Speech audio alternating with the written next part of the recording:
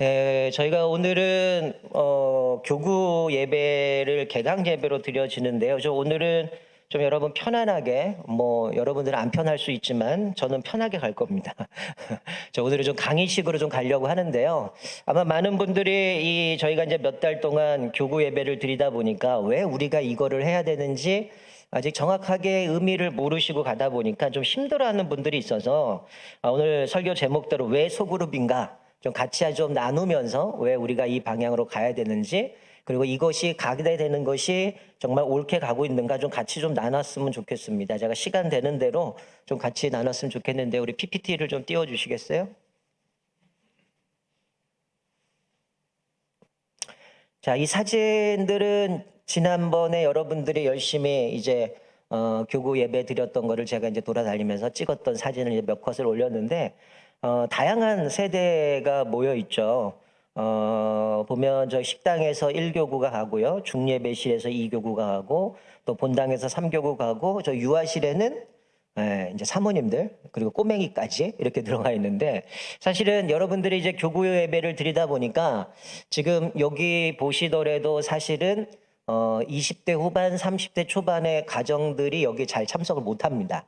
그래서 김영민 목사님이 사실은 주일날 1시 반 넘어서 한 2시 전쯤에 요 그룹만 따로 모아서 또 우리 소그룹으로 모이고 있어요. 그래서 지난번에 한번 목사님이 사진을 좀 저희 교육자 톡에 올려주셔가지고 또 여러 이제 젊은 세대가 모여서 함께 또 소그룹을 나눴던 것도 같이 보게 되어지는데, 사실 요 사진을 제가 페이스북에 올리니까 많은 교회 분들이 좀 부러워하시더라고요.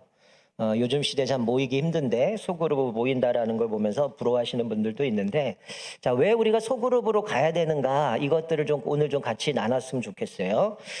자, 우리가 오늘 읽은 말씀 에베소서 4장 15절 16절 말씀에 보면 이 그리스도의 몸에 대해서 이야기를 합니다. 우리가 이제 각 지체라고 얘기를 하는데요. 먼저 15절 보면 오직 사랑 안에서 참된 것을 하여 범사에 그에게까지 자라갈지니라.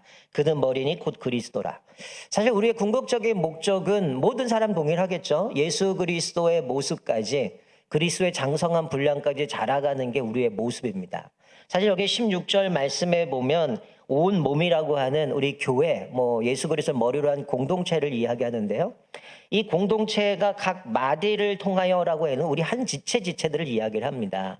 가끔 우리가 이제 어느 어르신들이나 아니면 우리 성도님들이 가끔 이제 다리를 절뚝거리시거나 팔을 아파하시는 파스를 붙인 분들이 있어요. 그러면 그분들이 어떻게 하다 그렇게 되셨어요? 그러면 인대가 늘어났습니다. 이런 표현을 많이 쓰시거든요. 사실 한편으로 보면 어느 분이 그런 표현을 썼는데, 우리 교회의 한 지체들이 보이지는 않지만 마치 인대와 같다, 이렇게 표현하시더라고요. 여러분, 인대가 늘어나거나 인대가 끊어지면 어떻게 됩니까? 인대라는 것은 뼈와 뼈를 연결해 주잖아요. 마치 인대처럼 우리가 살아가면서 우리 공동체 한 사람 한 사람들이 그렇게 연결되어지고, 여기 표현한 연결되고 결합되었다라는 데는 연합됐다라는 얘기거든요. 그러니까 우리 성도 한 사람 한 사람들이 개인이 아니라 한 교회의 지체로서 보이진 않지만 또 인대와 같은 함께 연합되어져서 궁극적인 거는 예수 그리스도의 몸을 건강하게 세워간다라고 얘기를 하고 있는 거죠. 바로 이게 교회의 모습, 소그룹의 모습이라는 거죠. 사실 우리가 예배를 드리지만 한 분 한 분 와서 1부, 2부, 3부 예배 드리고 흩어집니다. 근데 사실 예배만 드리시고 가시면 사실 이분이 어떤 생각을 하는지, 어떤 고민이 있는지, 어떤 기쁨이 있는지, 어떤 슬픔인지 우리 몰라요. 그래서 우리가 이제 교구라는 게 있고요, 구역이라는 게 있고요, 주일학교에는 또 반이라는 부분들이 있지만 그 속에서 함께 성도들로서 예수 그리스도의 한 몸인 각 지체들이 서로 연합되어지고 새로 세워져서 하나님 앞에 각 지체들의 분량대로 그리스도의 몸을 자라가게 하는, 건강하게 세워가는 것, 바로 그것이 소그룹, 또 교회라는 모습을 보여주는 거죠. 사실은 이렇게 설교 시간에도 말씀을 통해서 우리가 여러 가지 은혜들을 받지만, 사실은 우리가 변화되어지고 우리 삶에 성장되어져 가는 것은 사실은 소그룹에서 그런 역동들이 일어나는 것을 보게 돼요. 자, 우리가 오늘 좀 구체적으로 좀 살펴보겠는데요. 자, 이거는 좀 여러분들이 제가 이제 지난번에 당회에서 모여가지고 이런저런 얘기를 나누다 보니까 모르는 분들이 상당히 많더라고요. 자, 우리 교회 좀 작은데 글씨가, 우리 교회가 왜 천산일까요? 원로 목사님이 올해가 이제 46주년이니까 46년 전에 이곳에다가 이제 요 지역인지 저쪽인지 제 주소가 좀 틀리니까 텐트를 치시고 이제 교회를 세우셨는데, 원래 천산이라는 거는 여기서 시작이 아니라 천안에서부터 시작이 됐습니다. 목사님이 천안에서 목회를 시작했기 때문에 거기서부터 천산교회라고 이제 이름을 지셨는데, 왜냐하면 목사님 목회했던 지역 이름이 뭐냐면 장송리인가 그랬어요. 그리고 장송교회 하기는 이상하잖아요. 그래서 목사님이 물어봤더니 목사님이 그런 얘기를 하시더라고요. 장송리인데 장송교회는 그렇고, 고민을 하시다가 성경을 보시 시편에 나와 있는, 지금은 이제 번역이 바뀌어서 이제 그게 이름이 사라지게 되어졌는데, 이제 옛날 성경에는 천산이라는 이름이 나와요. 근데 지금은 이제 없어지긴 했는데, 거기서 이제 목사님이 보시고 원래 의미에서는 약간 좀 변형돼서 천산이라는 이름으로 세우셨는데, 자, 우리가 하늘산은 예전에 우리가 여기 천산 선교원이 있을 때 법이 바뀌면서 선교원하고 어린이집하고 똑같은 이름을 못 쓴다고 그래요. 그래서 어쩔 수 없이 천산 선교원이 먼저 있었으니까, 그래서 하늘산 어린이집이 되다 보니까 우리가 흔히 하늘산, 뭐 천산 뭐 이렇게 되는데, 여러분 천산의 의미가 뭔 줄 아세요? 저도 잘 몰랐습니다. 왜냐하면 제가 이제 여기 부목으로 와서 교회 요람 보고 교회 여러 가지 모습들 보면 천산이 뭔가, 그래서 그냥 막연하게 하늘산 천산이니까 하나님의 산에 있는, 하늘에 있는 산인가 보다, 이런 생각으로 많이 하게 되는데, 원로 목사님께 여쭤봤습니다. 목사님, 이 천산의 정확한 의미가 장로님들이 이렇게 얘기를 하시는데 이게 맞습니까? 그랬더니 목사님이 자세하게 말씀해 주시더라고요. 여러분, 천산의 의미가 이겁니다. 자, 같이 한번 읽어볼까요? 시작.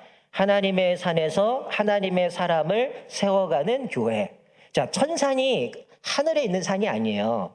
이 천산이라는 것은 하나님의 산, 교회를 상징하는 건데, 원래 목사님이 천산이라는 이름을 지으실 때는 하나님의 산에서 하나님의 사람을 세워간다, 길러간다, 이런 의미로 천산을 세우셨습니다. 그래서 제가 교회 요람을 좀 찾아봤습니다. 2020년대 요람 표지가 저 모양이에요. 저 모양으로 저렇게 디자인이 됐는데, 이게 지금 우리가 쓰고 있는 디자인은 아니죠. 그 전에는 아예 이 표지에 이 로고 같은 디자인이 없었습니다. 그리고 2003년 거를 봤더니 이제 흑백으로 이 모양이었고요. 그리고 2004년에는 칼라로 바뀌었어요. 요 모양으로 바뀌었습니다. 근데 이 모양에서 지금 현재의 모양으로 바뀐 이유가 뭐냐면, 어느 날부터 동성애자들이 드러나기 시작했어요. 그러다 보니까 우리 로고가 이게 무지개를 상징하면서 한 건데, 이게 동성애 상징하는 마크처럼 비춰져서 약간 요거를 색깔을 변형하다 보니까 이제 저 모양으로 나오게 됐는데, 제가 오면서 이제 교회를 새로 만들어야 되는데, 우리 성도님들 신방 다니면 옛날에 그 은색으로 된 교회 있죠? 초창기 거. 그거 달려있는 분이 있고, 또 녹색으로 되어 있는 형광색으로 된 교패를 붙여 있는 분들이 있어요. 근데 이제 이사도 가시고 이제 새로 또 입주하시고 이제 신방을 가야 되는데, 기존에 있는 교패를 붙이려니까 이게 안 어울려요. 그리고 이게 교패가 이제 얼마 남지 않아서 새로 교패를 해야 되는데, 제가 예전에 섬겼던 교회에서도 이 색깔을 인쇄를 들어가려고 하면 그 색깔을 못 맞춘답니다. 그래갖고 이 형광색이 그거를 주문할 때마다 색이 자꾸 바뀌어 버리는데, 우리는 이제 뭐 교패가 좀 남아 있는 부분이 있어서, 근데 저 디자인의 저 색깔을 우리가 홈페이지나 교패에 집어넣으려고 하니까 이게 색이랑 잘 안 맞는 부분이 있고요. 또 하나 고민이, 어쨌든 원로 목사님이 교회를 세우셔서 천산의 이 하나님의 산에서 하나님의 사람을 키워내는, 길러내는 이 이미지가 지금 저희 저 교회의 로고에 그 내용이 함축되어져서 들어가 있긴 하지만 전혀 없는 겁니다. 그러니까 성도님들이 천산하면 다 그냥 하늘에 있는 산, 이렇게만 의미를 갖고 있기 때문에 원로 목사님께 여쭤봤습니다. 목사님, 지금 저희가 교패도 만들어야 되고 저 로고도 목사님의 원래 뜻에, 우리 지금 지금은 우리가 온라인으로 이제 요람을 드리지만 그 요람 앞에 보면 이 로고에 대한 설명이 있거든요. 근데 거기에는 이 천산의 의미는 기록이 되어 있지 않다 보니까 저처럼 늦게 와서 신앙생활한 분들은 천산의 의미를 모를 겁니다. 장로님들께서 말씀하신 건 목사님이 몇 번 예전에 설교 시간에 천산의 의미를 좀 설명을 하셔서, 그래서 목사님께, 목사님 그러면 새로 좀 교패도 만들어야 되는데 로고를 좀 새로 제작을 해서 목사님의 이 천산의 의미를 좀 심어 넣어서 새롭게 좀 로고를 좀 디자인을 했으면 좋겠습니다. 그래서 전문가한테 의뢰를 해서 좀 만들었으면 좋겠습니다. 라고 목사님께 이제 말씀하셨더니, 목사님이 자세하게 어떻게 이 천산이라는 이름을 졌는지, 성경 어디를 땄는지 그러면서 쭉 설명을 해 주시더라고요. 그래서 처음에는 이 천산의 의미를 몰랐기 때문에 디자인을 줬는데 전혀 우리와 상관없는 제가 이제 여러 가지 이야기한 부분을 만들어 왔는데 이 형 저희 생각하고는 좀 다른 거죠. 완전 달라졌죠. 그래서 다시 한번 그 의미를 보고 새롭게 디자인을 만들어서 요 디자인이 나왔습니다. 아마 전체적으로 색깔이 이제 푸른색으로 좀 되어 있는데요. 자, 좀 설명을 드리면 천사는 하나님의 산에서 하나님의 사람을 키워내는, 길러내는 교회이기 때문에 자, 이게 이제 전체적으로 이 로고를 보면 푸른색이 이제 산을 의미하는 부분인데요. 그러니까 우리 교회의 기초, 우리가 기존의 로고도 이제 무지개와 십자가와 이를 보면서 하나님의 언약, 말씀으로 가는 불인데 우리 하나님의 산에서 하나님의 사람을 길러가는 이 천산의 뿌리는 뭐냐? 바로 예수 그리스도의 십자가라는 거죠. 우리가 예수 그리스도의 젖붙임 바 되어져서 그 뿌리에서부터 그리스도의 그 말씀, 그리스도의 그 십자가의 은혜를 통해서 우리가 성장해 간다라는 모습 가운데 사실은 저 이미지는 산의 모양을 만들어 가고 있지만 가운데는 녹색으로 그 우리의 뿌리는 바로 예수 그리스도의 십자가다라는 것을 좀 상징을 하는 거고요. 그리고 옆에 파란색으로 된 이 길은 요즘 디자인을 의뢰했더니 우리가 이제 하나님이 하나님의 산에서 마치 나무가 묘목에서부터 우리가 초롱에서 나무 키워봤던 것처럼 자라가는 것처럼 나무가 커가면서 이제 자라가는 것처럼 우리 성도들이 그렇게 자라간다라는 이미지로 이제 목사님 만드셨다 그러셔서 그런 얘기를 했더니 요즘 로고에다가 나무는 너무 많아가지고 또 나무를 넣으면 촌스럽대요. 그래서 나무 대신에 선으로 이것들을 좀 상징을 한 겁니다. 그래서 선으로 밑에서부터 위로 세워져 간다라는 의미를 갖고 있고요. 그래서 이 양쪽에는 뭐 이 사각형이라고 얘기하나요? 하여튼 요거는 이제 산의 이미지를 좀 형상화한 부분이라 요 전체적으로 요 모습으로 이제 우리 교회가 이제 예수님을 뿌리로 해서 그 뿌리로부터 우리가 하나님 앞에서 자라간다라는 의미로 좀 새롭게 로고가 이제 디자인했습니다. 그러니까 여러분의 머릿속에 천산하면 그냥 하늘에 있는 산이 아니라 하나님의 산에서 나무를 키워가고 자라가게 하는 것처럼 하나님의 성도들을 하나님의 산에서 즉 교회에서 세워간다라는 거예요. 근데 저는 이 의미는 몰랐는데 제가 이제 주일학교 이름을 좀 새롭게 좀 우리도 브랜딩을 해보자. 그래서 고민하다가 목사님들하고 이런저런 얘기하다가 사실은 여기 녹색 글씨로 정한 게 유치부가 하늘 새싹, 하늘 열매, 하늘 나무, 하늘 숲 그래갖고 이제 천산 이런 이미지로 세웠거든요. 그래서 우리 훌륭한 아이 한 명이 그 얘기 하더라고. 목사님 원래는 나무부터 나오고 그 다음 열매 맺지 않습니까? 이렇게 하더라고요. 근데 저는 이미지로 그린 거기 때문에 순서를 바꿨는데 어떤 꼬맹이가 그 얘기 하더라고요. 원래 나무부터 자라고 그 다음 열매 맺는 거지. 그래서 순서가 틀렸다 이런 얘기를 하는데 어쨌든 저희가 이제 전체적으로 이제 유치부부터 우리 아이들이 성장해 가는 모습 가운데 또 하나님의 산에서 하나님의 사람을 세워가는 교회로 좀 다시 한번 이 천산의 의미들을 좀 생각하고 교회를 세워가려고 하는 겁니다. 그래서 뭐 글씨체도 이제 요 모습으로 이제 바뀌게 되거든요. 기존의 글씨체는 요거는 약간 좀 부드럽게 좀 새로 바뀔 부분이고요. 자, 소그룹에 대해 좀 이해를 좀 했으면 좋겠어요. 여러분, 우리나라의 초그룹이 시작되어진 거는 사실은 1990년대부터 좀 다양하게 소그룹들이 우리나라에 이제 소개가 되었고요. 그리고 이제 이 소그룹이 한국교회가 사실은 80년대 말부터 그리고 90년대 가면서 한국교회가 이제 하향 곡선을 거립니다. 그러니까 한국교회가 점점 쇠퇴해지게 되어질 때 사람들이 뭘 생각했냐면 이 소그룹을 가지고 뭔가 교회를 부흥시키려는 방도로 소그룹을 막 끌어서 와서 교회에다 막 접목하기 시작을 했다라는 거예요. 그런데 어떤 결과가 되었느냐? 그런데 실패를 했습니다. 여러분 90년대에 엄청나게 소그룹들이 그냥 한국교회에 많이 소개되어지면서 다양하게 나왔죠. 뭐 구역, 또 어디는 셀이다, 어디는 뭐 다락방이다, 어디든 뭐 순모임이다, 뭐 다양한 이름으로 나오고 여러 가지 모습들이 있고 어디는 이제 가정교회 하면 목장, 뭐 초원, 뭐 이런 다양한 표현을 쓰는데 이거를 교회에 부흥하려는 시도로 가져왔던 교회들은 다 실패했어요. 왜 그러냐면 이 소그룹은 뭔가 하나의 교회를 부흥시키기 위한 도구가 아니라는 거예요. 이 소그룹은 뭐냐면 바로 교회를 건강하게 세워가기 위해서 하는 방편이라는 거예요. 그러니까 여러분이 기억하셔야 될 것은 왜 제가 올해 들어서 계속 소그룹으로 모이고 교구별로 구역들이 모이고 하는 이유는 교회를 건강하게 세워가는 거기 위해서 이것을 하는 것이지 이 소그룹을 열심히 하면 교회가 부흥한다. 물론 소그룹이 잘 되면 그 안에 우리가 신앙의 성장을 자라가기 때문에 거기서 다양한 일들이 벌어지게 되지만 부흥을 목적으로 소그룹은 가져온 게 아니에요. 사실은 소그룹은 원래 조금 있다가 제가 보겠지만 성경에서 처음부터 소그룹은 있었다라는 거예요. 그러니까 처음부터 뭔가 부흥을 위해서 소그룹이 생긴 게 아니라 성경에서는 원래 이 소그룹은 하나님께서 처음부터 만드셨을 때 이 소그룹이 시작이 되었다라는 거예요. 근데 문제는 여기서 이제 사람들이 모이면서 이제 어떻게 되냐면 사람들의 관계는 좋아졌고요.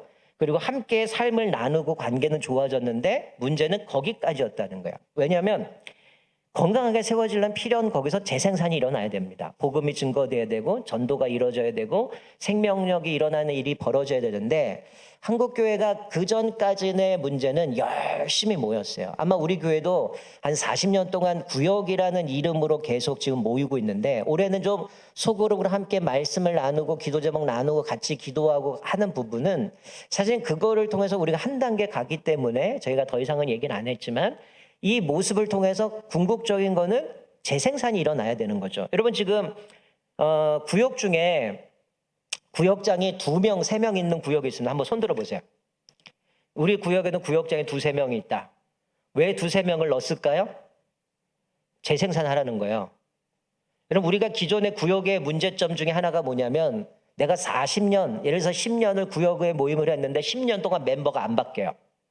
무슨 얘기예요? 전도가 안 일어난다는 거예요. 그냥 함께 모여서 말씀 읽고 나누고 설교가 끝. 이거는 소그룹이 아니에요, 사실은. 근데 우리는 그게 소그룹으로 왔죠. 그러니까 우리가 처음에 이제 이 소그룹이 우리나라 들어오면서 다양하게 뭔가 사람들이 모이고 으쌰으쌰 하니까 야, 저러면 교회가 부흥되겠다? 근데 어떤 문제가 벌어집니까?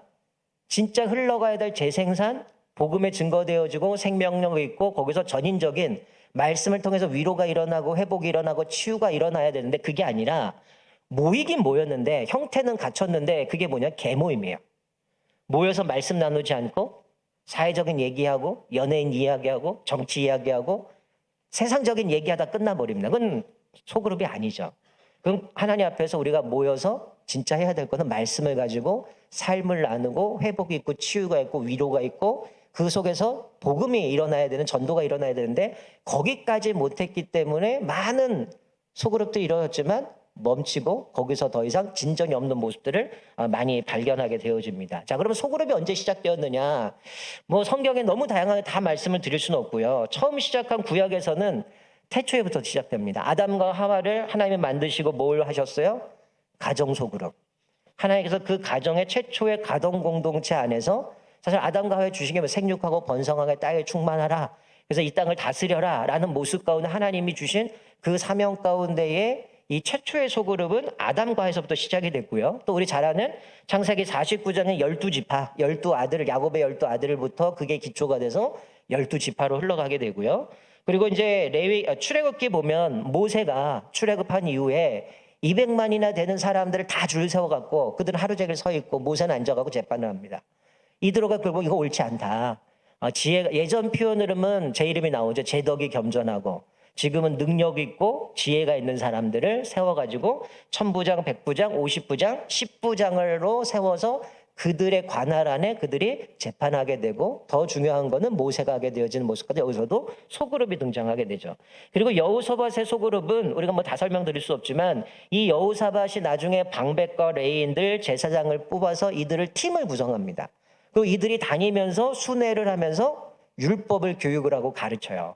거기서 백성들로 하여금 회개하게 만들고 하나님의 말씀 앞에 다시금 세워가게 하는 모습들이 여기서 소그룹이 일어나죠. 자, 신약은 어떨까요? 뭐 잘 아실 거예요. 예수님의 12제자. 예수님의 12제자를 보면 항상 세 그룹으로 나눠졌어요. 그리고 그 처음에 등장하는 이름이 거의 리더였습니다. 그래서 예수님이 어디 갔을 때마다 이 그룹을 통해서 계속 이어져가는 모습을 보게 되고요. 그리고 예루살렘 교회에서도 사실은 이 소그룹이 진행이 되어지는데 여러분 사실은 우리가 기억하셔야 될 건 뭐냐면 제가 나중에 이제 독수리 모양의 그림을 보여주면서 이제 제가 정리를 하겠지만 사실은 초대교회 모습, 예수님이 승천하신 이후에 사실은 교회의 모습은 아까 제가 소그룹은 부흥을 위해서 만들어진 게 아니라고 얘기한 이유가 원래 소그룹은 초대교회의 모습은 사도행전을 보면 두 날개라고 보통 사람들이 얘기를 하는데요. 대그룹과 소그룹이 같이 갔습니다. 그러니까 초대교회가 역동성을 가진 이유는 이들이 예루살렘의 뜰에 모여서 대그룹으로 예배를 드려요. 그리고 사도들한테 교육을 받습니다. 가르침을 받아요. 그리고 이들이 흩어져서 가정에서 뭐예요? 교제하고 영적인 돌봄들이 일어났어요. 이게 소그룹이죠. 그러니까 초대교회 때부터 교회는 대그룹과 소그룹을 통해서 교회가 건강하게 세워져 갔다라는 겁니다. 그러니까 이 소그룹이 우리가 1900년도에 이제 와가지고 뭔가 우리나라의 90년대에 갑자기 이런 게 저런 게 들어오면서 이때 소그룹을 뭔가 이거를 통해서 부흥하려고 하는 게 아니라 원래 소그룹은 교회의 본질입니다. 여러분 이거를 놓치시면 안 돼요. 이 소그룹을 통해서 뭔가 우리가 좀 교회가 부흥하겠다, 뭔가 이거를 뭐 좀 쇠를 좀 늘려보겠다 이 목적이 아니고 소그룹은 공동체를 건강하게 세워가기 위한 거라는 거예요. 만약에 우리가 소그룹은 없이 계속 대그룹만 집중해서 가게 되어지면 교회는 병들 수밖에 없다라는 거예요. 좀 그것들을 좀 기억하시면 좋겠고요. 또 신약 성경에 보면서 사도행전 이후에 보면 여러 가정에서 집에서 모였던 모임들이 계속 강조하고 있습니다. 2장 46절에 집에서 떡을 떼며 또 5장 40에 성전에서 있든지 집에 있든지 8장 32절 각 집에서 들어가 12장 12절에 보면 마가 요한의 어머니 집에서 모이는 가정교회 나오고요. 또 사도행전 20장 2절은 각 집에서 그리고 이제 로마서에 가게 되면 로마서 15장 16절이 쭉 이렇게 넘어가게 되면 그 당시에 각 가정들에 있었던 여러 교회들의 이름들이 쭉 나와요. 그러니까 다양하게 소그룹들이 다양하게 있었음을 보여줍니다. 자, 교회사적으로 보면 어떠냐? 여러분 이거 한 가지 기억하셔야 될 게 뭐냐면 아까 예루살렘 교회에서는 처음부터 대그룹 예배와 소그룹 예배가 병행이 됐죠. 자, 그런데 예수님 돌아가신 이후에 어떤 일이 벌어요? 초대교회에 핍박들이 일어납니다. 순교자들이 일어나기 시작해요. 그러면서 어떤 문제가 생깁니까? 대그룹 예배를 할 수가 없는 거죠. 예수 믿는 사람들을 사도 바울 같은 데 잡아 갖다 넣어버리니까 감옥에 모여서 할 수가 없는 거예요. 자연스럽게 어떻게 됩니까? 대그룹이 사라져버리고 소그룹으로만 모여서 각각 집에서 때로는 우리가 뭐 사도행전 뒤에 베드로 전서 보면 앞에 흩어져 있는 뭐 여러 교회들에게 편지를 썼다 하는 것처럼 핍박을 받고 흩어져서 그들은 또 소그룹으로 모이고 또 교회가 세워져 가는 모습들을 보게 되죠. 자, 그 속에서 이 초대교회의 모습은 이 핍박을 받다가 4세기죠. 우리가 콘스탄틴 황제가 교회를 공인화시키죠. 이게 공인화되면서 뭐가 됩니까? 그전엔 핍박을 받다가 소그룹만 모이던 교회가 어떻게 바뀌었어요? 대그룹으로 바뀝니다. 근데 이 대그룹으로 바뀌면서 어떤 문제가 생기냐면 아까 제가 말씀드렸죠. 우리가 소그룹 안 하고 대그룹만 하면 분명히 문제가 생긴다고 그랬는데 이 국교화가 되다 보니까 이게 제도권 안으로 들어오다 보니까 여기서부터 변질이 되기 시작하고 이제 정치에 끌려다니기 시작을 합니다. 그러다 보니까 이 안에 여러 가지 잘못된 부패들 잘못된 것들이 문제가 일어나게 되어지는 거죠. 그래서 중세 시대에 들어가서 생긴 게 뭡니까? 수돈 운동이 그겁니다. 야, 이게 기독교가 국교화되니까 이게 변질이 되는구나, 무너져 가는구나, 이거 안 되겠다.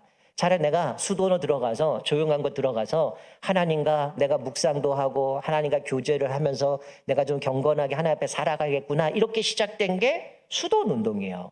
근데 이 수돈의 내용을 깊이 들어가면 이 수돈 운동 안에서도 그렇게 내가 뭔가 경건하게 살려고 했던 사람들이 이 수도를 했을 때 소그룹을 조직해서 그 리더들을 통해서 이 수도자들을 세워갔다라는 거예요. 여기서도 소그룹이 계속 진행되어져 가는 거죠. 그리고 종교개혁에 가면 여러 뭐 종교 개혁자들이 등장하게 되지만 특별히 루터 같은 사람은 독일 미사와 예배 규범이라는 책을 쓰는데 거기에 이런 얘기를 합니다. 제3의 형태라고 얘기를 하면서 교회 안에 교회라고 하는 소그룹의 모임을 시작합니다. 그러니까 종교개혁 시대에도 이 사회적으로 부패했던 이 로마 카톨릭의 모습들 이런 것을 보면서 어떻게 하면 바로 세워갈 것인가 시작을 하면서 거기서 이제 교회 안에 교회라고 해서 소그룹 운동이 시작이 되어지게 되죠. 그리고 이제 경건주의 같은 경우는 이들이 처음에는 좀 더 우리가 하나님 앞에서 바르게 살아야겠다 경건 모임들이 시작됩니다. 그 모였던 사람들을 지칭하면서 아, 저 사람들은 경건하기 위해서 모였구나. 그래서 거기서부터 경건주의라는 별명이 등장하게 됐고요. 그리고 이제 모라비안이나 진젠도르프 같은 경우도 이제 이 경건주의 사람들인데 우리가 지금 뭐 핸드폰에 어떤 분들은 밴드라는 어플 깔려 있죠. 근데 이 당시에 이미 이들이 소그룹으로 모여서 최소 반 모임이라고 해서 그때 밴드란 게 있었어요. 그러니까 지금 뭐 N사에서 밴드라는 어플 만들어 우리가 밴드 그룹 만드는데 이 당시에도 소그룹이 있었고요. 또 영국의 이제 웨슬리는 뭐 우리가 아는 감리교 창시자네요. 이 웨슬리가 홀리클럽이라고 해서 옥스퍼드 소그룹 운동입니다. 거기에 이제 1729년에 웨슬리 형제와 몇 명이 모이고 거기서 이제 신성 클럽이라는 소그룹이 형성이 되고요.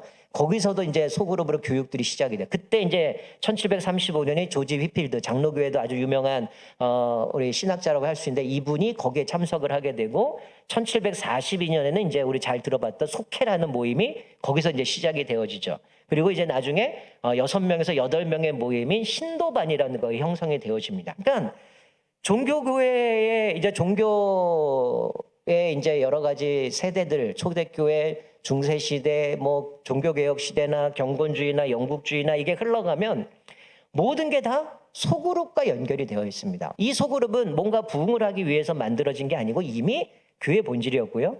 성도들을 건강하게 세워가기 위해서 이미 하나님께서 창세전부터 시작이 되었고 예루살렘 교회의 대그룹과 모임, 이들이 항상 모여서 예배를 드리고 사도들의 가르침을 받고 그리고 흩어지면 소그룹으로 우리가 잘 아는 떡을 떼고 함께 교제하고 니 거 내 거 할 거 없이 서로 통용하는 모임이 소그룹이 이루어져서 함께 성도들이 건강하게 전인적인 치유들이 일어나고 회복되었던 것이 그 모습이라는 거예요.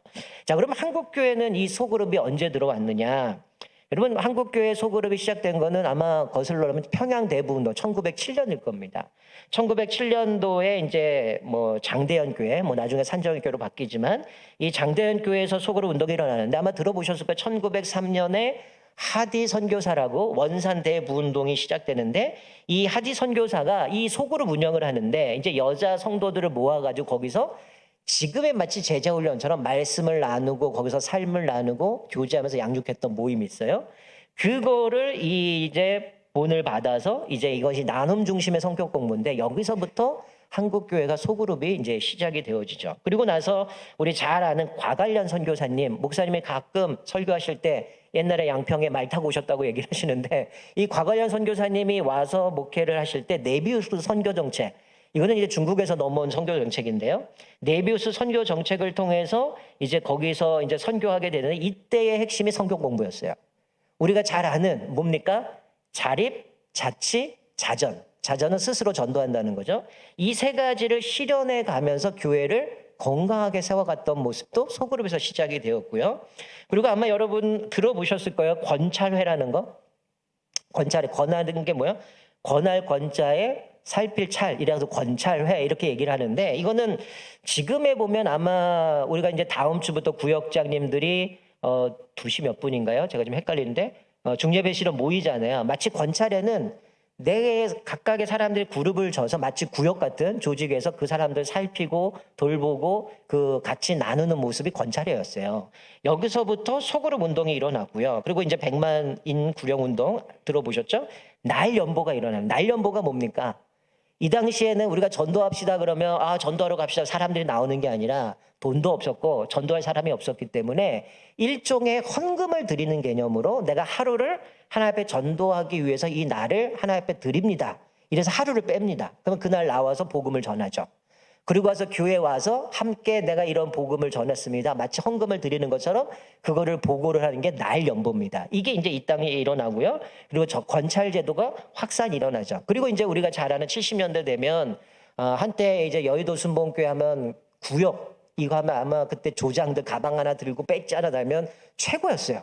아마 이런 분들에서 이제 구역의 예배가 시작이 되어지고 소그룹이 이제 점점 늘어나게 되어지고 물론 이 소그룹만이 아니라 80년대 되면 부흥회도 있고 사경회도 있고 뭐 기도원 여러 가지 기도 운동도 많이 일어났던 그때가 이제 80년대인데 아까 말씀드린 80년 말부터 90년부터는 이제 쇠퇴가 되어져 가면서 이제는 소그룹이 다시 우리가 본질로 돌아가자. 교회가 어떻게 세워져 가야 되는가.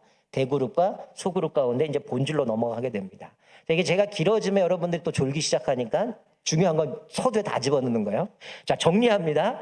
교회사가 소그룹의 역사라는 거죠. 초대교회부터 이미 우리가 성경의 처음부터 창세기부터 시작하면 소그룹의 역사인데 교회사가 소그룹의 역사고요. 자, 아까 말씀드린 교회의 본질로서 소그룹이라는 거죠. 어떤 부흥을 위한 하나의 도구, 어떤 프로그램이 아니라 예루살렘 교회가 뜰에서 모여서 함께 대그룹 예배를 드렸고 사도들의 가르침을 받았고 그리고 그들이 흩어지면 가정에서 떡을 떼고 서로 기도하고 서로 나눠주고 그 속에서 이제 전인적인 소그룹들이 일어났다는 거예요. 그래서 보통 교회들이 흔히 얘기하는 두 날개로 날아오르는 교회 이게 뭐냐면 대그룹과 소그룹 두 가지를 이야기를 하는 거죠. 그래서 교회 안에 작은 교회라는 거예요. 그래서 제가 지금 교구 예배를 이렇게 만들어서 제가 분리를 해서 지금 각자 예배드리고 같이 교제를 나누게 하는 것도 이 교구가 교회 안에 작은 교회라는 것을 보여주는 거고요. 자, 궁극적인 것은 뭐냐면 전도 소그룹이라는 거예요. 그냥 우리끼리 모여서 말씀 나가 은혜 받았다 좋았다가 아니라 반드시 뭐예요? 복음이 흘러가야 되죠. 믿지 않는 사람들 전도해야 되고 재생산이 일어나야 되고 또 거기서 부흥하게 되면 분가를 해야 되고 가는 거죠. 그래서 어떤 모습 가운데는 이러기도 합니다. 우리가 이제 구역에 모였는데 예를 들어서 우리 식구가 7명이에요. 그럼 방석을 8개를 놓습니다. 왜 하나를 더 놓을까요? 이 빈자리는 우리들이 기도하고 전도해서 채우는 겁니다. 그래서 빈자리를 만들어 계속 채워가고요. 사람이 많아지면 또 분가하고 재생산을 이뤄가는 거죠. 이게 궁극적인 소그룹은 전도 소그룹으로 가야 된다는 거예요. 근데 제가 지금 여러분들에게 전도해서요, 데려오세요 얘기합니까? 안 합니까? 아직 거기까지 안 갔기 때문에 안 하는 거예요. 서둘러서 갔다가는 여러분들 오자마자 여러분들 자리 비워놓고 앞으로 5명씩 전도해. 그럼 모일까 안 모일까요? 오후 예배 반 떨어질 거예요. 근데 제가 그렇게 하지 않잖아요.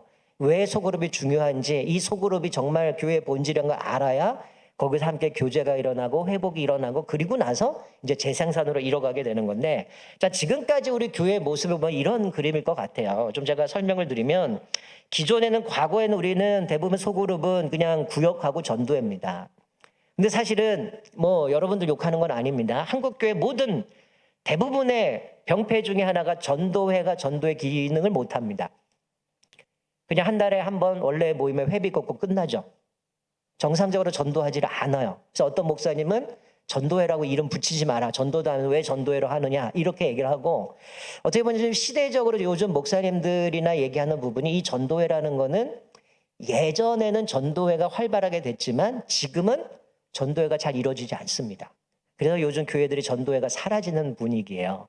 그래서 다양하게 이제 새로운 소그룹들이 만들어지면서 어떤 교회는 전도회와 구역이 합쳐져 갖고 새로운 조직이 만들어지기도 해요. 어떻게 보면 우리 교회가 지금 이제 교구가 세대별로 나눴던 이유 중에 하나가 사실은 전도회와 교구, 구역을 좀 제가 믹싱시켜서 만든 겁니다. 여러분한테 얘기는 안 했지만 사실은 세대로 가게 되면 내 자녀들 또래로 가게 되면 어떻게 대부분은 같은 또래로 모이게 되거든요.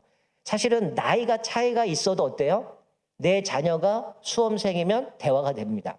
나이가 차이가 있어도 보통 자녀들 기준으로 대화가 되든 보기 때문에 저희가 이제 3대로 묶어서 가정을 세워가기 위해서 이렇게 조직을 짠 거고요. 그래서 지금은 저희가 가정 예배 또 세대로 만들어서 교구 개편을 했고 또 우리가 교구 예배를 가지만 많은 분들이 힘들어 하셔요. 왜냐하면 해본 적이 없기 때문에 말씀 나눠본 적도 없고 같이 거기서 기도하는 것도 쉽지 않고 사실 우리가 나름대로 아픔들이 있으면 자기 속 얘기 잘 안 하거든요.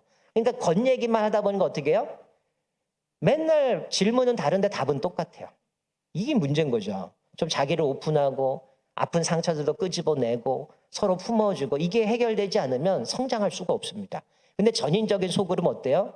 자기 아픔 상처까지 같이 나누고 교제하고 같이 울어주고 기도해주고 뭔가 그 사람들이 저 사람 어떻게 저럴 수 있어 이런 게 아니라 같이 그 함께 나눠지는 거예요. 중요한 건 뭐냐면 여러분들이 구역이 모여서 같이 나눌 때 거기서 나눈 얘기는 절대 바깥으로 세면 안 돼요. 그분들끼만 알아야 돼요. 그분들끼만 함께 기도하고 같이 아파해주고 만나면 어떻게 됐어? 지난번에 이런 기도 제목 냈는데 같이 거기서 함께 나눠지는 거지. 만약에 제가 가서 뭘 얘기를 했는데 야 박재동 목사가 저랬대. 모든 교인이 다 알면 어떨까요? 제가 어디 가서 얘기 못 하겠죠. 구역에서 모여서 나누는 그 사람들만 같이 믿음의 교제를 나누면서 거기서 같이 나누고 해야 되는 부분이에요. 근데 우리가 훈련이 안 되면 여기서 얘기한 게 벌써 다 퍼지면 그다음 그 모임 안 갑니다. 이건 우리가 특별히 조심하셔야 돼요. 그게 보장이 돼야 여기서 같이 내 비밀, 고민들, 아픔들을 나누고 같이 교제할 수 있는 부분이고요. 그래서 여러분들이 그게 잘 되면 저희가 오후 예배 시간에 교구별로 나눠서 구역 모임을 할 이유가 없어요. 원래는 제가 이걸 한 거는 하도 안 모이니까 좀 어떻게 해서 여기서 좀 잘 준비가 되어서 각자 모일 수 있도록 만들어 가는 겁니다. 이게 잘 준비돼서 여러분들이 집에서 요즘은 잘 집도 오픈을 하지 않고 생활권이 좀 다르기 때문에 모이기 어렵다 보니까 그래도 주일날 오시니까 제가 이 시간에 이제 모이게 된 건데 여기서 우리가 자연스럽게 서로가 이제 교제가 되고 아픔도 나누게 되면 이게 이제 부부로 모이다 보니까 같이 서로가 이런 것들을 깊이 나눌 수 있어요. 그럼 나중에는 자연스럽게 집도 오픈하게 되고 같이 모임을 갖게 돼요. 그러면 저희가 오후 예배에 이런 소그룹으로 교구별로 흩어져서 구역별로 모여서 여기서 나눌 이유가 없어요. 그거는 이제 다시금 돌아가는 거죠. 여러분의 삶에서 마치 초대교회처럼 모여서 대그룹이 예배를 드리고 사도들의 가르침을 받고 흩어져서 가정에서 함께 교제를 나누고 말씀을 나누고 회복이 일어나고 치유가 일어나는 모습으로 전환이 되는 겁니다. 그러면 자, 여기 미래에다 제가 뭘 넣어놨습니까? 교구교회죠. 제가 궁극적으로 그리는 그림은 이제 앞으로 여러분들이 지금 여기서 모여서 교구별로 모여서 같이 나눔이 되고 서로 깊은 이야기가 나누게 되어지면 이제 좀 변형으로 갈 겁니다. 궁극적인 거는 이제 여러분들이 교구로 흩어지는 이유는 제가 좀 이따가 좀 시간이 많이 가는데 좀 이따 좀 자세하게 말씀을 드리겠지만 교회의 공공성, 공동체성을 강화시키기 위해서 제가 일부러 교구로 모이는 겁니다. 아마 여러분들 경험하셨을 거예요. 기존에는 우리가 뭐 대신방을 해도 다 담임 목사가 돌았잖아요. 근데 올해는 제가 부목사님들 다 보냈잖아요. 왜냐면 이 목사님도 오셨고 3년 동안 얼굴도 모르고 마스크 쓰고 있고 오지도 않고 이러다 보니까 몰랐기 때문에 흩어 보냈는데 어떤 일이 벌어집니까? 목사님 세 분이 각각 교구로 가서 신방을 하니까 어때요? 많은 분들의 표현이 이런 표현이 나와서 우리 목사님, 우리 교구, 우리 구역장 이게 돼버립니다. 왜 그래요? 공동체가 묶여버리는 거죠. 기존에 우리 천산중앙교회라는 건 있지만 교구라는 개념, 구역이라는 개념, 부목사님 개념도 별로 없었거든요. 근데 우리가 이것들을 속으로 나눠서 하다 보니까 공동체성이 강화되기 시작을 하는 겁니다. 그래서 제가 궁극적인 거는 여러분들이 지금 소그룹으로 이 구역 모임이 잘 강화가 되고 잘 되어져서 이게 삶으로 돌아가게 되어진다면 저는 이제 오후 예배를 이제 뭐 지금은 우리가 격주로 모이게 되지만 그래서 과도기 가운데 한 번은 여러분들이 지금 올해 그렇게 하겠다는 거 아니에요. 올해는 기존대로 갑니다. 그러면 앞으로는 한 번은 모여서 구역으로 모여서 같이 교제하는 소그룹으로 모이는 모습을 갈 거고요. 한 번은 교구별로 흩어져서 예배를 드리는 교구로서의 대그룹으로 예배 드리는 그 모습으로 바뀔 겁니다. 그러면 나중에는 이게 정착이 되어지면 어떻게 될까요? 오후 예배는 교구별로 특성을 가지고 나름대로 예배를 드리시면 되고 여러분의 가정에서 소그룹을 이뤄가게 되어지는 거죠. 그래서 궁극적으로 제가 말씀드린 것처럼 전도 소그룹으로 흘러가서 여러분들이 자연스럽게 이 공동체 가운데 은혜가 있고 회복이 있으면 다른 사람들을 초청하게 돼 있어요. 아, 우리 교회에 이런 소그룹이 있는데 우리 구역 가면 너무 좋아. 같이 위로해주고 격려해주고 함께 풍성한 은혜를 나누면서 정말 우리 가족이야. 이런 얘기하면 사람들이 거기를 가고 싶을 수밖에 없게 만드는 거죠. 그래서 같이 오게 되면 예수를 만나게 되고 그래서 사실은 이 소그룹을 통해서 새 가족도 정착하기 좋습니다. 그러니까 사실은 제가 고민 중에 하나가 뭐냐면 사실 우리 교회를 좀 바꿔야 되는 부분 중에 하나가 죄송합니다. 여기 새 신자분이 계시면 새 신자가 오면요 우리 교회는 좀 약해요. 새 신자 오면 일어나서 소개하고 제가 기도가 끝나죠. 여러분 새 신자가 오시면 어떻게 될까요? 기본적으로 2부가 오든 3부에 오든 새 신자가 오면 여러분도 다 전도에 있잖아요. 구역장님 있잖아요. 또 교구장님 있고 임원들이 있잖아요. 만약에 내 교구에 만약에 50대에 새 신자가 왔다. 그럼 어떻게 됩니까? 그러니까 사실은 이게 목회자들도 연결돼야 되는데 새 신자가 오면 이분이 어디 사는 지금 우리가 어디 살 필요는 없죠. 세대로 나눴으니까 이제는 정확하게 나오겠죠. 50대인데 이분의 자녀가 예를 들어서 중고등학교 아이다. 그럼 어디겠어요? 훌륭합니다. 이교구가 나오잖아요. 그럼 어떻게 됩니까? 새 신자가 왔는데 벌써 그게 나왔다 그러면 어떻게 할까요? 예배 끝나면 이교구 임원이 밑으로 내려오셔야죠. 전도회 그 또래도 전도회가 내려오셔야죠. 그래야 이분이 교회에 왔을 때 새 신자가 정착을 할 수 있습니다. 근데 우리는 어때요? 새 신자가 와도 전도회도 안 오고 구역도 안 오고 연결이 안 돼요. 특히 코로나다 보니까 모임도 못 갔다 보니까 사실은 우리처럼 46년 정도 되면 우리 공동체는 이미 이게 형성이 돼 있기 때문에 이 안에 들어오기 너무 힘들어요. 그걸 깨기 위해서는 새 신자가 오면 구역과 전도회와 같이 맞물려서 오셔서 만나고 얼굴 보고 그래야 첫날부터 우리 구역장님이구나. 우리 전도회 임원이구나. 내가 여기에 속하는구나. 이래야 내가 이 교회 가도 나랑 만날 사람 있는데 오늘 교회 와서 예배드리고 늘 담임 목사 만나고 가요. 밥 먹고 갑니다. 그 다음 주 오면 아는 사람이 아무도 없잖아요. 물론 구역을 연결시키지만 이분들이 뭐 구역에 참여 못하는 경우도 있고 전도에 못 가는 경우도 있다 보니까 아무도 모르는 상황이죠. 그러다 보면 교회 나오다가 이 교회는 나를 사랑해 주지 않는구나. 아무도 관심 갖지 않는구나. 그러면서 떨어져 나가는 사람이 상당히 많다는 거예요. 이거는 좀 우리가 바꾸고 좀 교구에서도 고민하셔야 될 필요가 있다라는 거죠. 그래서 우리는 전도적인 속으로 가야 되는 거고 더 나아가면 이제 선교적인 교회로 가면 어떻게 할까요?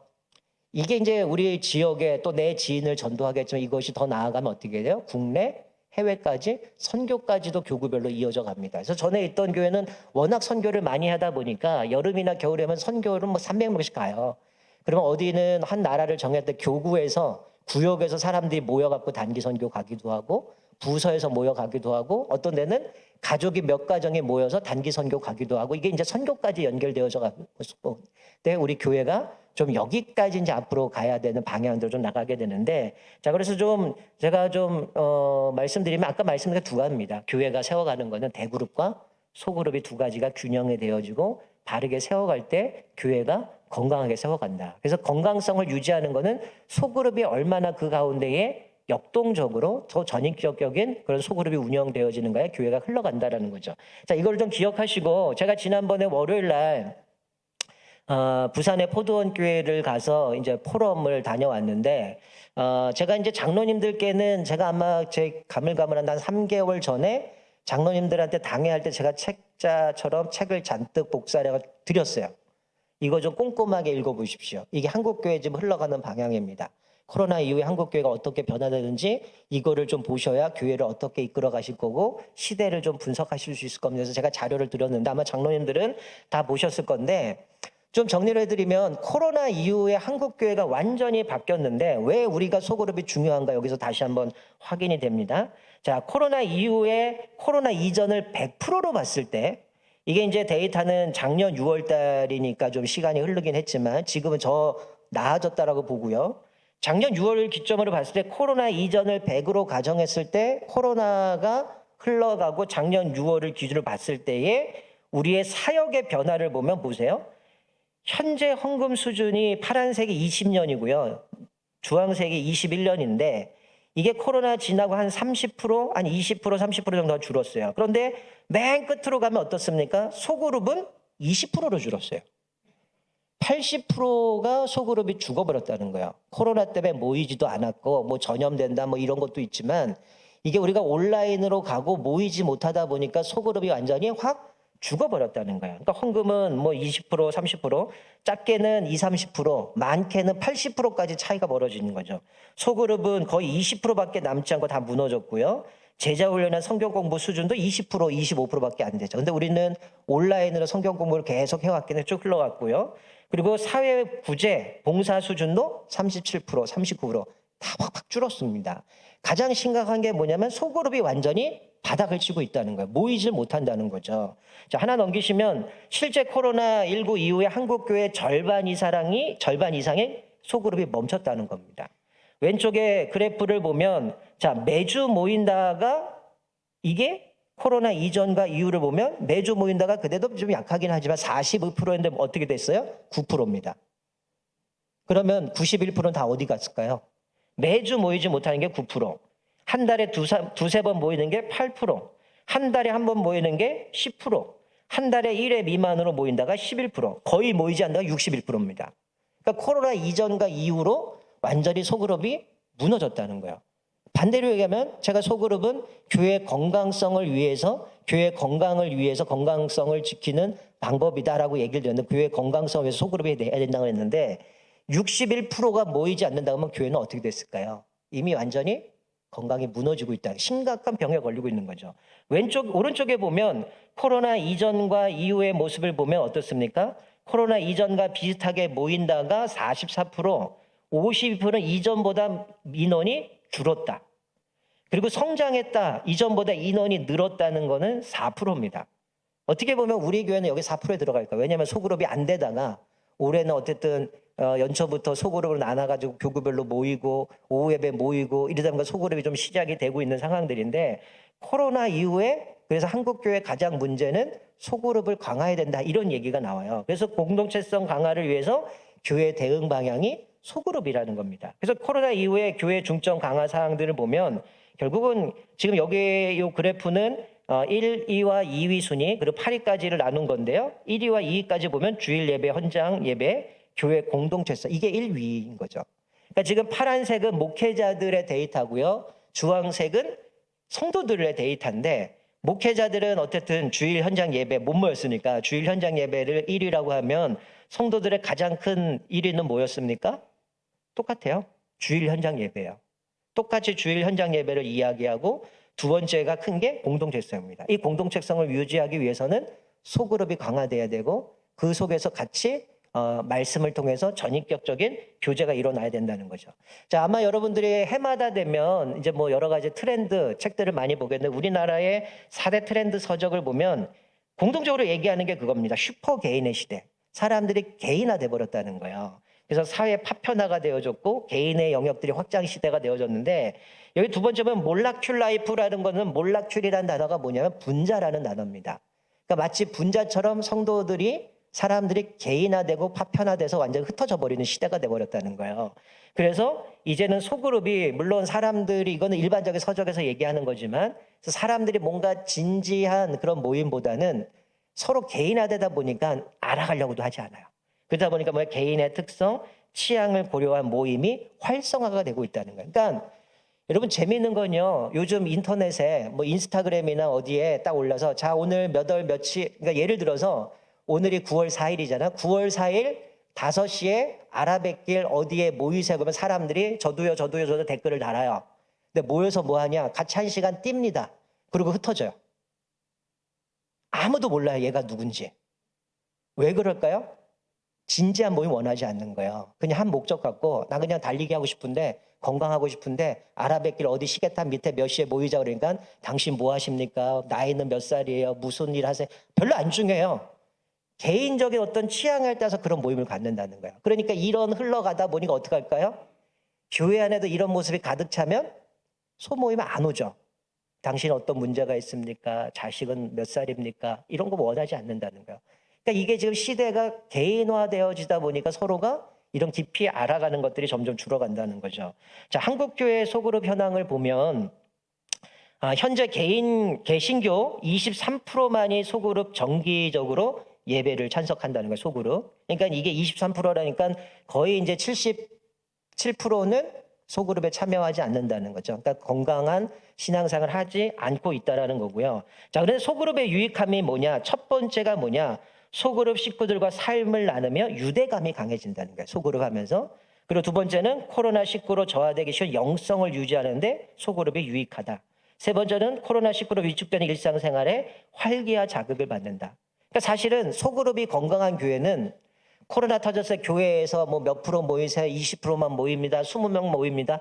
안 중요했다는 거예요. 왜? 모이지는 못하지만 소그룹이 건강하게 진행됐기 때문에 신앙을 유지하고 성장해 갈 수 있었다는 거죠.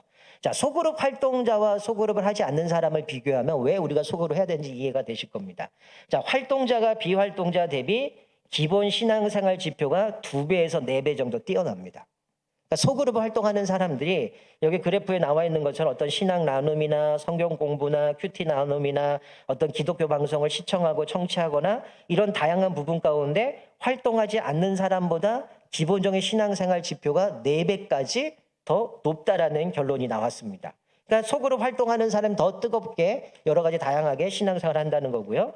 또 소그룹 활동자와 비활동자 비교해 보면 가정생활에서도 신앙생활의 격차가 크게 난다는 거예요. 온 가족이 교회 출석하고 자녀 신앙 교육하고 가정이 신앙적으로 건강한 건 뭐냐? 소그룹에 참여하는 가정이 건강하게 가정도 세워가더라는 거죠. 그러니까 활동이 없는 가정은 집에서도 신앙 교육이 안 가는 거예요. 왜냐하면 당연하죠. 소그룹 안에서 같이 어떤 어려움이 있어 같이 나누고 말씀으로 위로하고 격려하고 하다 보면 자연스럽게 어떻게 될까요? 가정에서 문제가 생기면 똑같은 거예요. 가정에서 소그룹이 되는 거죠. 아버지, 어머니가 자녀를 놓고 야 우리 가정에 이런 문제가 있는데 같이 기도하자. 이 위기를 하나님께 맡기고 믿음으로 이겨나가자. 같이 가기 때문에 가정도 건강하게 세워져 간다는 거죠. 가장 큰 차이는 뭐냐? 전도에 있어서 가장 큰 격차를 보인다는 거예요. 자, 이 그래프 보시면 소그룹 활동자와 비활동자가 전도 대상자를 마음에 정한 적이 있다는 소그룹을 활동하는 34%예요. 근데 소그룹을 안 하는 사람은 14%밖에 안 되고요. 교회에 초청했다라고 하는 건 소그룹 활동자가 50%입니다. 그리고 이 사람들을 이제 마음에 정해서 교회에 초청한 사람이 이렇게 되지만 소그룹을 활동하지 않는 사람이 26%가 되고요. 그래서 전체적으로 비교했을 때 소그룹 활동자와 소그룹 비활동자를 봤을 때 퍼센트를 보면 소그룹 활동하지 않은 사람들은 거의 전도가 일어나지 않고 있다라는 거예요. 그러니까 아까 제가 말씀했죠. 소그룹은 우리가 재생산, 생명력으로 흘러가야 된다. 그래서 우리의 이 모임은 계속해서 복음이 흘러가야 된다. 이렇게 말씀을 드렸고요. 자, 그리고 소그룹 정기적 활동자는 교회에 대한 강한 소속감을 갖고 있습니다. 이게 재밌는 표현인데요. 자, 지금 매우 강한 소속감을 느끼는 건 누구예요? 중직자예요. 왜 그럴까요? 교회에 여러 가지 소그룹도 있고 다양한 봉사를 하게 되고 더 많은 일들을 하다 보니까 교회에 대한 소속감이 있어요. 근데 서리 집사, 일반 성도로 갈수록 점점 줄어가는 거죠. 그러니까 우리가 좀 기억하셔야 될 건 특별히 우리 교회도 다양한 중직자들이 있지만 좀 중직자들이 주일 성수를 제대로 하셨으면 좋겠어요. 그냥 주일날 한번 예배드리고 오후에는 다 살아버리는 게 아니라 교회 중직자들이 있잖아요. 중직자들 어떻게 됩니까? 우리 교회가 원로 목사님 때부터 항상 일꾼 세울 때 가장 기본이 뭐예요? 주일 성수하느냐, 봉사하느냐 이거잖아요. 헌금하는 이거잖아요. 근데 주일 성수가 코로나 이후에 많이 무너졌어요. 예배도 참석 안 하고 예배 그냥 낮에 한번 드리면 오후는 사라져 버리고 또 주중에 수요 예배, 금요 기도회, 새벽 기도는 완전히 바닥에 나버려서 많은 교회들이 지금 수요 예배가 없어집니다. 이미 급여 예배는 사라져 버렸고 수요 예배 저녁에 안 하고 오전에 모여요. 저녁에 안 온대요. 우리는 오히려 성가대가 많이 모이다 보니까 오후에 저녁에도 많이 모이지만 어쨌든 저녁에 사람이 나오지 않아서 예배를 못 드린다고 해요. 왜냐하면 다양한 이유가 있겠지만 뭐 퇴근해서 오는 것도 시간도 애매한 부분도 있지만 지금은 수요 예배 개념이 완전히 사라져 버렸다는 거죠. 자, 그래서 어쨌든 중직자들이 매우 강한 소속감을 느끼고 또 현장 예배, 온라인 예배 가운데 현장 예배자 그리고 소그룹 활동을 정기적으로 참석하는 사람이 강한 소속감을 느낀다는 거 57%. 근데 가끔 참석하거나 참석을 안 한 사람은 32%, 29%라는 거예요. 그래서 소그룹 활동별 현장 예배 참석을 뭐 소그룹 활동하는 사람들은 77%가 현장 예배 나온다는 거예요. 그리고 가끔 참석하는 건 63%, 44%는 거예요. 그럼 반대로 왜 우리가 교회에 소속감을 느끼지 못하느냐? 재밌는 결과죠. 왜 소속감을 못 느껴요? 소그룹을 안 하기 때문이라는 거죠. 예배 외에 다른 활동은 안 해서 소속된 모임이 없어서 소속감을 못 느낀다는 거예요. 그러니까 사실은 우리 주변에 교인들이 예배를 드리면서 나는 이 교회에 어떤 책임감이 없다, 주인의식이 없다는 이유는 봉사도 안 하고 소그룹에 참석하지 않기 때문에 이 교회는 그냥 내가 한 번 가서 예배 드리는 거예요. 그러니까 사실 한국교회 수많은 사람들이 등록도 안 하고 예배 드리는 사람이 얼마나 많아요. 어디 들어가기 쉽지 않고 나 밝히기 쉽지 않고 이런 사람이 너무 많다는 거예요. 그런 사람들이 소속감이 없는 거죠. 그래서 뭐 문제 생기면 뭐 교회가 여기만 있냐 다른 데 가면 되지 이렇게 흘러가 버리는 모습을 보게 되죠. 그래서 이 교구 안에 들어가서 또 활동하고 그렇게 하는 사람들이 더 소속감을 많이 갖는다는 거고요. 아까 전에 제가 말씀드린 것처럼 뭐 몰리쿨 라이프 얘기하는 것처럼 이제 사람들이 개인화돼 버리다 보니까 사실은 이게 고민을 안 했으면 좋겠는데 고민도 해야 된다는 거죠. 어쨌든 이 소그룹 안에 들어와서 영적인 교제를 나누는 사람들도 있지만 그렇지 않은 사람들 야 너는 여기 안 들어간 건 넌 믿음이 없어. 너는 신앙이 엉망이야. 이렇게 얘기할 수는 없다는 거죠. 개인화가 돼버리다 보니까 그런 사람들을 또 끌어안기 위해서는 개인 취향에 따른 교회 소그룹들을 계속 만들어 가야 된다는 거예요. 그러니까 지금은 참석하고 있지 않지만 앞으로 나는 소그룹에 참석하겠다는 퍼센트가 많습니다. 그러니까 이 사람들이 참석할 수 있도록 물론 우리 교구 모임도 있어야 되겠지만 그것 말고도 아까 전에 자 몇 시에 아라뱃길로 모이서 한번 달리기 한다 그랬잖아요. 그런 모임도 만들어야 된다는 거예요. 그래서 한번 제가 어느 날 자 이번 주 토요일 날 몇 시에 아라뱃길로 자전거 갖고 나오세요. 그럼 뭐 할까요? 그냥 아라뱃길 한 바퀴 돌고 들어오면 되겠죠. 그게 또 소그룹이라는 거야. 그것만 원하는 사람들이 있으니까. 그래서 궁극적인 거는 우리 교구에서 이루어지는 구역에 들어서 말씀으로 교제 나누고 전인적인 이 소그룹이 이루어지는 게 궁극적인 소그룹이지만 어쨌든 시대가 지금 희한하게 바뀌어가다 보니까 그럴 수밖에 없다라는 거고요. 자 그리고 마지막으로 이 비활동자 중 향후 소그룹 모임 참석 의향이 희한한 건 60대 이상의 고령층이 가장 높아요. 왜 그럴까요? 제가 고민을 해봤어요. 왜 이분들이 높을까? 죄송한 얘기지만 이제 할 만큼 사회생활 다 하셨고 이제 우리가 뭐 요즘 뭐 100세 시대라고 얘기하잖아요. 은퇴는 65세, 뭐 60세 이렇게 되다 보니까 그 이후에 시간적인 상황들이 많아지다 보니까 아마 이분들이 다양하게 이런 부분이 있고요. 나중에 이제 또 한번 말씀드리겠지만 이 60대 5060 세대 특징이 뭐냐면 교회에서 받았던 추억들, 은혜를 받았던 경험들이 있어요. 이분들이 대부분 신앙생활한 거는 하나님 앞에서 어떤 사건이 있어서 신앙생활했던 부분이기 때문에 이분들은 교회에 대한 깊은 그런 유대감과 그 안에 깊은 은혜들이 있기 때문에 떠나질 않아요. 근데 젊은 세대는 그런 추억이 없는 거죠. 그러니까 제가 제일 안타까운 거는 이 코로나 3년 동안 주일학교 아이들이 신앙의 추억이 수련회 성경학교가 없다라는 겁니다. 자, 제가 한 가지만 얘기하고 마무리하겠습니다. 어느 실제적으로 있었던 얘기인데요. 어느 나라에 등대지기가 있었어요. 이 등대지기가 그분은 늘 이 등대하면 밤에 이제 배가 들어올 때에 그 빛을 보고 들어오는데 하루는 남루한 할머니가 오셔갖고 내가 지금 먹을 것이 없고 며칠을 굶었는데 내가 먹을 게 없습니다. 좀 기름을 주시면 그 기름을 팔아다가 내가 좀 먹을 거를 좀 얻겠습니다. 그래서 이 등대지기가 너무 마음이 아파서 그분한테 기름을 나눠줬습니다. 그러고 나서 좀 있다 보니까 친구가 찾아왔어요. 친구가 찾아와서 야, 내가 지금 급하게 우리 아이가 아픈데 내가 차를 몰고 가야 되는데 기름이 떨어졌다. 그러니까 좀 기름 좀 줘라. 그래서 내가 빨리 병원 가서 우리 아이 좀 치료 좀 하게 기름을 달라는 거예요. 그러니까 친한 친구도 어쩔 수 없이 기름을 줬습니다. 그리고 나서 이제 아내가 그 다음날 또 찾아오는 거예요. 여보, 우리 아들 지금 대학교 등록금을 내야 되는데 돈이 없습니다. 어떡합니까? 좀 나한테 기름을 주면 내가 그거 팔아가지고 아이 등록금 내겠습니다. 그때 이 등대지기가 고민하다가 아내가 얘기하니까 어떡할까요? 어쩔 수 없이 기름을 주는 거예요. 그래서 기름을 팔았습니다. 근데 그 다음날 뉴스를 봤는데 밤에 이제 폭풍우가 일어나고 비가 쳤는데 어떤 사건이 일어나냐면 한 배가 자초가 돼가지고 수십 명의 사람이 죽었다는 거예요. 왜 그렇게 됐느냐 봤더니 그 밤에 등대가 불이 꺼진 겁니다. 왜냐하면 할머니한테 주고 친구한테 기름 팔고 또 자기 아내한테 기름을 팔아보다 보니까 정말 등대가 불을 켜야 되고 붙들어야 되는 것들을 놓쳐버린 거죠. 불이 꺼져 진짜 해야 될 걸 못 놓쳤다는 거죠.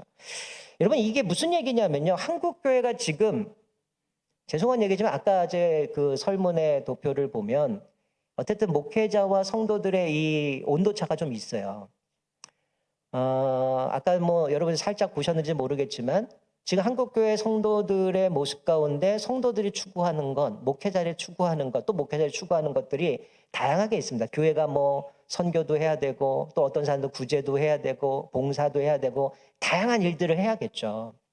근데 이 얘기에서 보여주는 건 뭐냐면 교회가 진짜 해야 될 것을 놓치면 마치 등대에 불이 꺼진 것처럼 사람들을 죽일 수 있다는 거예요. 사실 교회가 지금 해야 될 게 뭡니까? 교회의 진짜 사명은 뭐예요? 복음 전하는 거거든요. 건강한 소그룹이 돼야 이 소그룹을 통해서 복음이 흘러가는 겁니다. 여러분 왜 우리가 교회에서 전도가 안 됩니까? 복음에 대한 열정이 없어서요.